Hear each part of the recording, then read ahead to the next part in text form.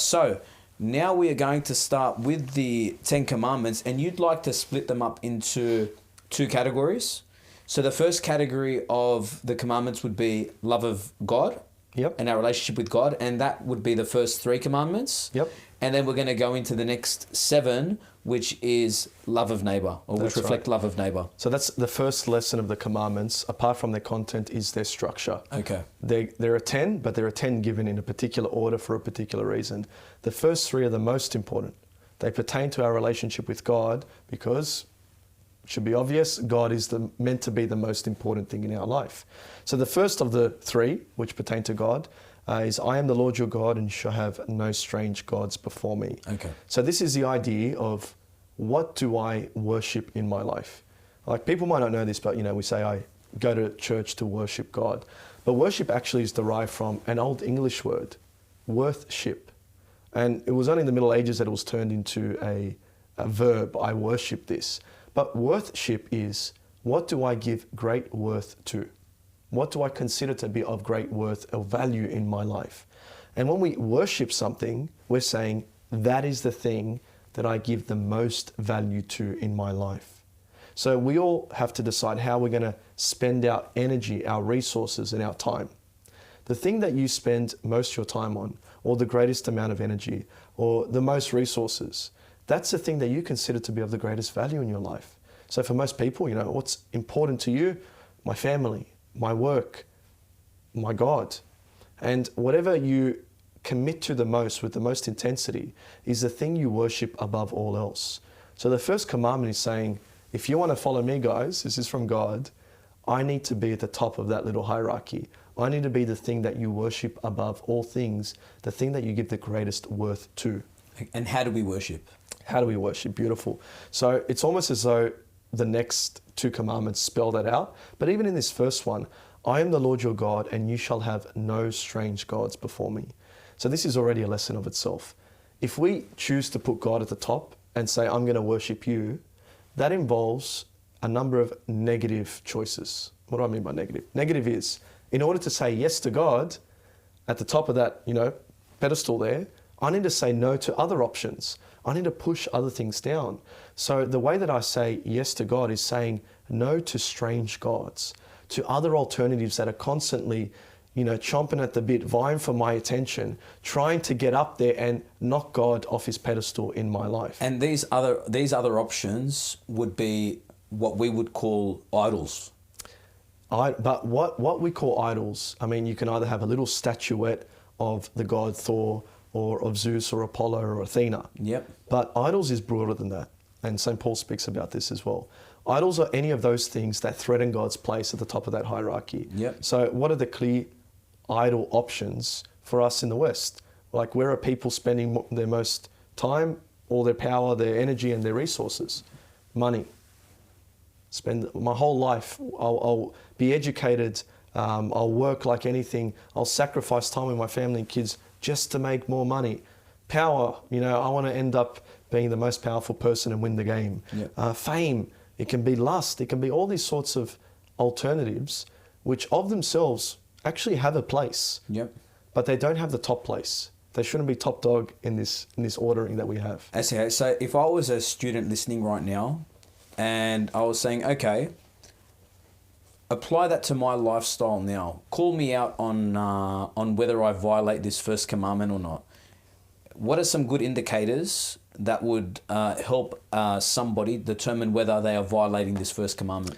I actually gave this in a homily at, I think it was the opening school mass, of that, there was that little thing going around, the Exodus 90 program, where you had to give up so many different things in your life. Form of penance was associated with Lent.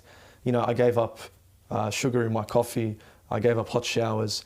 And I was saying, the things that hurt most, giving up, were the things that I was most attached to. I love my hot showers. So when I gave them up, I experienced that loss and it was painful. Yep. How do we experience not going to mass, not praying daily, not making the sign of the cross in public, not giving God a pride of place in my life? Do I experience that as, meh, that's normal life? Or is that something that causes pain?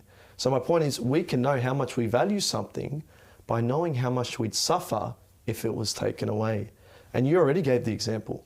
You're on video games, you're in your 5th hour, and you're playing Fortnite or whatever it is, and your mum comes in and takes the game away from you, and you chuck a tantrum. Yep. That is a good indicator, that little tantrum, of how much value or worth you've given to this particular thing in your life. Okay. So do we experience the absence of God as suffering? And so somebody would need to reflect on the fact that if they don't feel a suffering, it goes to show that they've taken the place of God and they've replaced it with something else. Exactly. A priest in Rome used to say to us, because as priests we need to pray, it's called the divine office, 5 times a day we stop, we pray. Yep. And he goes, don't think to yourselves, all right, am I doing my prayers 5 times a day? Am I ticking the boxes? He goes, think to yourself, if you go a few hours and you still haven't done it, do you start to think, oh, I need to pray my office? I'm missing it. I'm experiencing it as awkward, as suffering, that I haven't stopped, taken time out of the day to actually make these prayers. He goes, that means that you've got a true relationship with God. Okay. Now, let's also have a look at some other things that would be a lot more relatable to kids. And kids, the students, they ask me in class a lot about things like, about a lot of those games like Charlie Charlie, for example, Ouija boards, things like of the occult, things that are very superstitious. A lot of kids, they when they get to an age where they're driving to and from school, they might have dream catchers, for example, in their window. Yep. A lot of them, they read their horoscopes. Yep. A lot of them, and they believe in their star signs. Yep. And I think a lot of them would probably even fall into the believability of even chain messages and things like that as well. What would you say, even like people at home who's probably family members or parents, they're really into palm reading, or they're into going to see people who, fortune tellers. Yep. And I get some students that say to me, but sir, what's the harm What's the big deal? What's the harm in going to a fortune teller and getting them to find out if something good's going to happen to me in 10 years' time or 20 years' Sure. time? So you use the key word, as you were kind of describing these sorts of sins, belief. By following any of these things, by going to your fortune teller, looking up your horoscope, putting your dream catcher on the window, you're manifesting that you believe in this thing in some way. And nobody does these things if they're complete skeptics, or they're not interested, or they know it's a load of crock. Yep. They do it because there's some belief in it. And that's faith. So in other words, they're showing that they have faith in something other than God. Yep. So we're called to satisfy this first commandment through a number of things, but through the virtue of faith. I believe in one God, the Father Almighty, the doctrines that are listed out in the creed, what Jesus taught us in our Catholic faith. When we believe that, we're saying, God, you're at the top of my list. I believe in you above all things. But when we're going to these alternatives, we are positively saying to God, God, I reject you. I reject belief in you. I prefer this. Okay. In virtue of doing the action, you're insulting God. You're knocking him off his pedestal. Think about it this way. If you're, you saw that you're, you left your bike in the driveway and you noticed it was damaged. And your dad said, oh yeah, I saw somebody came past and they just like beat it up and then they ran off and I tried to scare them off. But you said, no, well, you didn't say it, but you don't trust your dad. He's never lied to you in his life. You think he must have beat it up or run over it in the driveway in the car. So you go to the video camera and you look it up. What is that manifesting, that action? That action is manifesting that you don't trust your father. You can't say, but I'm just doing it. You're positively saying you don't trust him by performing that action. Okay. Going to these alternatives is doing exactly that towards God. Okay. Now, and because you're a priest and obviously you take your priesthood seriously, how dangerous is it for people to meddle in things like this? Like we didn't even really speak about before we started, or when it comes to the commandments themselves, the commandments are violations that if we break them, they're grave. They're grave. They're grave. Matter. And what does that actually mean for them to be grave? Okay, so we need to never speak about sin except in the context of God's mercy. Yep. This is a St. Teresa of Avila kind of little Yep. quote. So first of all, what's the positive here? Yep. So how do we fulfill this commandment? Yep. We fulfill it through adoration, through faith, through hope, through love. So when I worship God at Mass, Yep. when I pray daily, when I frequent the church, when I try to manifest the virtue of faith in my belief and try to love my neighbor and believe that God will fulfill his future promises to me in hope, I'm saying, God, you are my God. You are the number one thing. When I do these alternatives, I'm destroying myself and I'm committing what's called a grave or mortal sin against God. Because this is the kind of rejection of God that can threaten to damage or destroy completely the relationship. Going back to the human relationship, if you, got a husband and wife, and the husband one day, he leaves the toilet seat up, small violation. Then the next day, he forgets to pack up, to push his chair in, and he knows the wife hates it. That's a slightly worse violation. Then the next day, he's forgetting his wife's anniversary. Or then the next day he goes and, flirts with the woman at work. Then the next day it's adultery. Now we know that that's an increase in severity. And there's a point, something like adultery could perhaps do, where it's not just things that you get over, you might laugh over, you have a little argument, but that's something that could end the relationship. Okay. Sins against the commandments end our relationship with God when we know what we're doing and we choose to do it. Okay. So when I go and pursue the fortune teller, I'm sinning against that first and greatest commandment. And if I know what I'm doing, that this is an act of rejection towards God, then I've said, God, I am cutting you off from my life. Okay. We can't have our cake and eat it too. And from a student's point of view, why is that? How is that fair for for us to cut that relationship off? Because what is the consequence of cutting that relationship? If we die in that state, what happens to us? So for any of the 10 commandments, in terms of their core content, because we can violate them in minor ways, but their core content, if I violate that, I've cut myself off from God. And notice my language, I've cut myself off from God. So in terms of the fairness, it's something that's unfair, sure, but it's unfair that something that I did which was unfair, not that God has done. Yep. And the consequence of me cutting myself off from God, if I never repent, if I never embrace the mercy that's always ready to bring me back, is that I want to eternally cut myself off from God. Yep. So for those who die having committed a grave sin and they don't have sorrow for their sin and there's no desire to have amended their life, Yep. they go to hell. Okay. And why do they go to hell? Not because God sent them to hell, but because I chose to be separated from God. And we might think, how could a person possibly choose to separate themselves from God? As the husband, these little actions that firstly they're tolerable and then you kind of increase your severity as you go, we can build up with these smaller sins to more serious ones. And when we get comfortable with the idea of committing a grave sin, like superstition, fortune tellers, horoscopes, when that just becomes comfortable, what are the odds of you changing your life before you die? And God's going to look at you on Judgment Day and say, it's not that I'm sending to hell, it's that you're the kind of person that doesn't want to be in my presence. And what would be the remedy to when somebody's violated one of the commandments? So the first thing, recognize that it's a violation, admit it. Because we're in this unique age where we don't want to call things out for what they are. It's as though, these are just, as you said, the kids don't say, oh, I did it, but I'm not sorry. The kids might say, but what's the harm? Yep. Is it really that bad? Step number one, God says it is. Yep. And it is. It is that serious. And apart from the potential demonic influences that we've opened ourselves up to, the immediate spiritual damage is enormous. So the remedy, recognize it.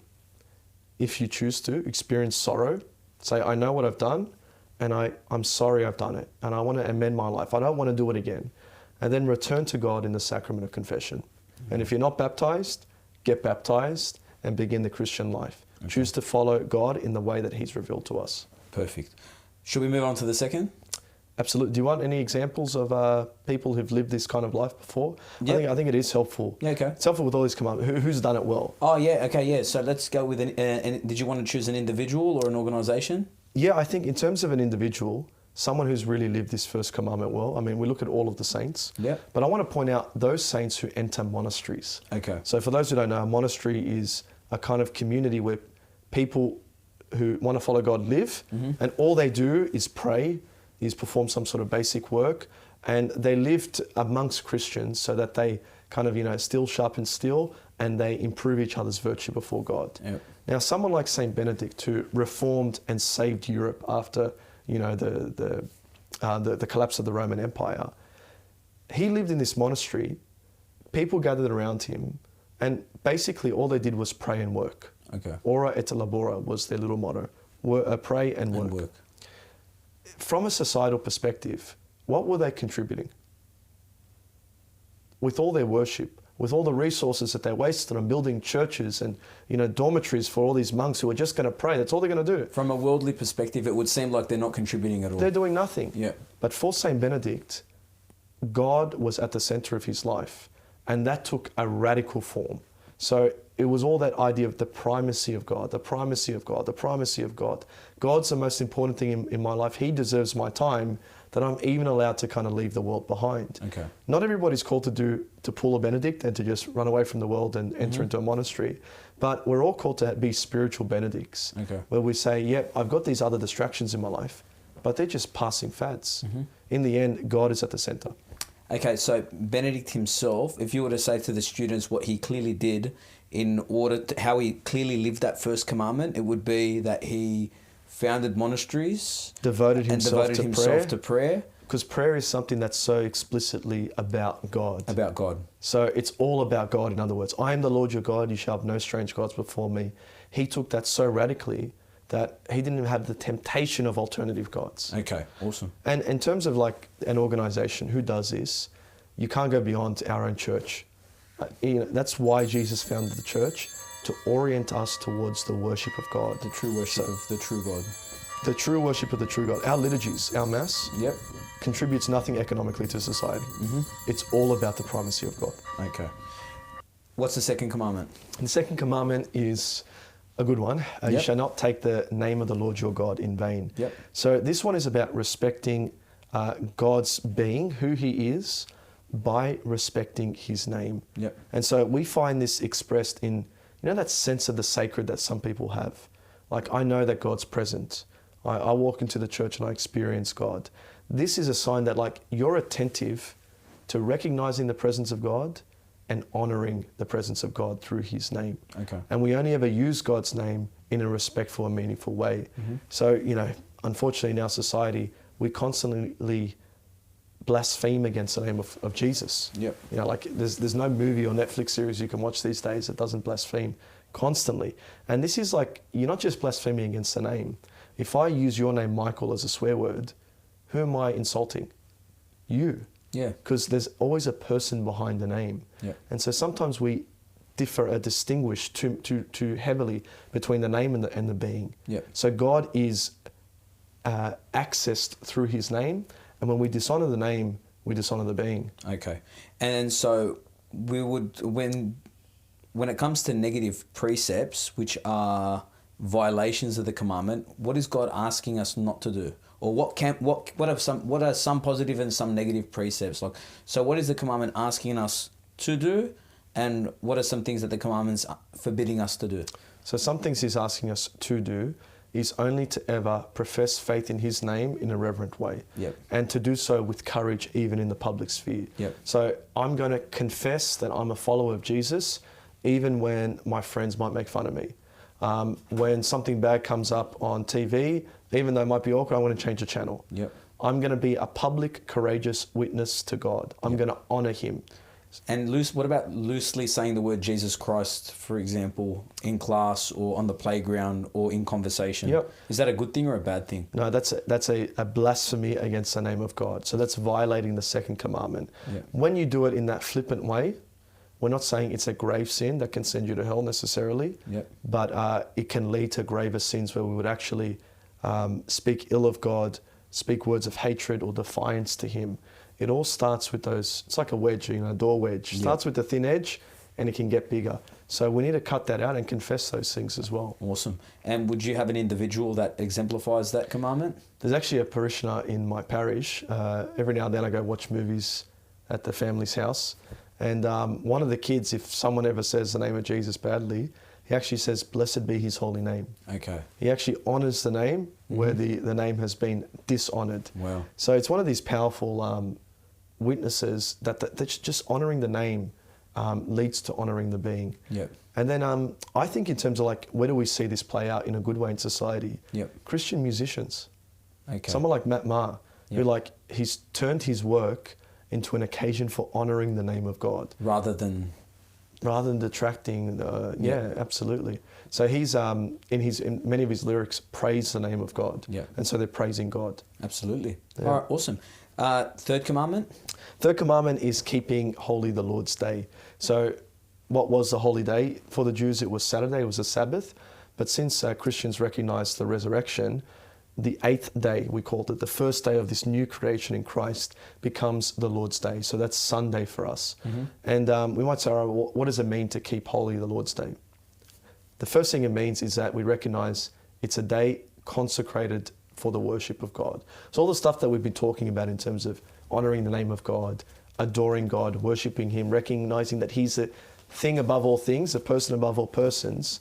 The way we do that is we worship Him on Sunday. Okay. We sanctify that day by principally going to Mass and worshiping in the Eucharist. Okay. And students, they tell me, once I explain to them how important it is to honor the Sabbath day, or to keep it holy, or to set it aside for prayer, or for going to Mass, which is important for baptized Catholics, some of them tell me, well, okay, I agree, sir, it's important for us to go to Mass, but we can't get there, our parents can't take us. Sure. What are the obligations for students around the age of 14 and 15? When does it become important for them to honor this commandment? Sure.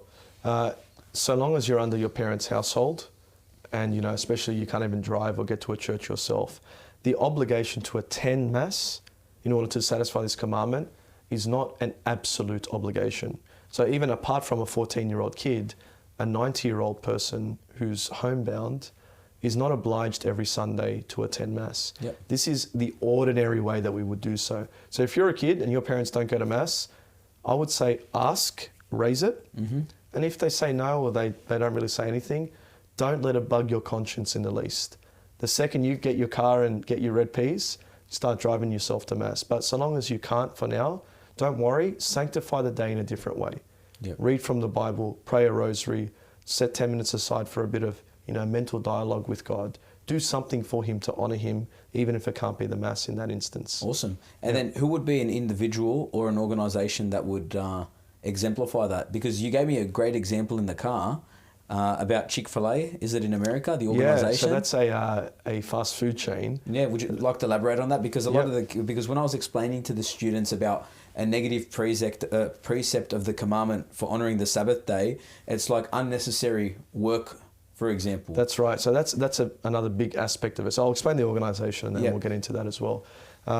Chick-fil-A is a fast food chain. It's kind of like a KFC, and it's bigger than KFC in the United States. It's the most profitable and popular chicken fast foods chain.